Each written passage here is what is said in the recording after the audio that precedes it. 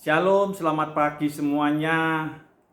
Kita bersyukur kepada Tuhan kalau kita sudah boleh bangun dengan tubuh yang nyaman dan segar, dan Tuhan sudah memberikan kesempatan buat kita boleh beristirahat sepanjang malam yang lalu.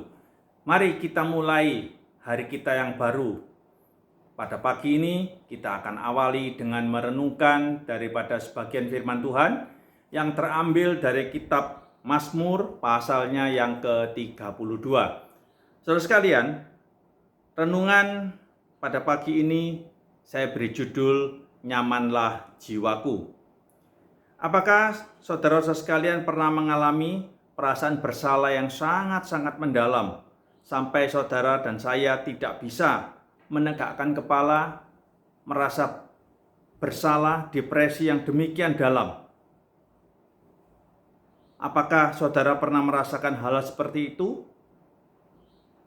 Dan apakah yang saudara rasakan ketika dosa dan pelanggaran saudara dan saya diampuni oleh Tuhan?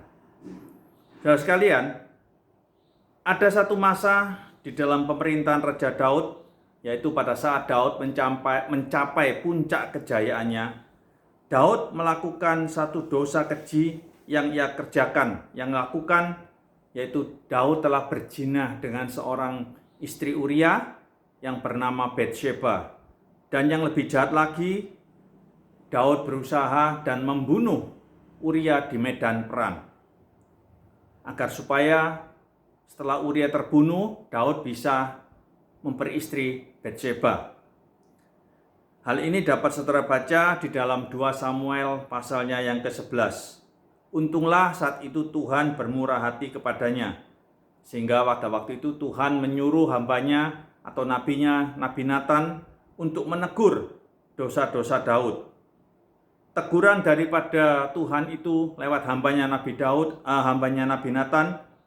Daud menyadari kesalahan dan kekejiannya, dan ia merasa sangat berdosa kepada Tuhan. Perasaan itu diungkapkannya secara panjang lebar di dalam Mazmur pasalnya yang ke-51. Kalau saudara ada sempat nanti bisa dibaca ya di Mazmur 51. Perasaan bersalah telah menyelimuti hati Daud. Namun Raja Daud tidak membiarkan hal itu menjadi senjata yang akan menghancurkan dirinya sendiri. Daud membawa rasa bersalah dan penyesalannya ke hadapan Tuhan. Dan Tuhan yang penuh rahmat dan penuh kasih menerima segala penyesalan Raja Daud tersebut, dan Tuhan mengampuni dosa-dosanya. Kemudian Daud menuangkan sukacitanya di dalam kalimat awal Mazmur 32, yaitu yang di ayat pertama dan ayat yang kedua. Saudara sekalian, ada begitu banyak orang yang hidupnya penuh rasa bersalah karena dosa-dosa pada masa lalunya. Apakah dosa-dosa pada masa lalu tersebut begitu menghantui, begitu menekan, sehingga membuat orang-orang tidak bisa bangkit, membuat saudara dan saya tidak bisa maju, move on.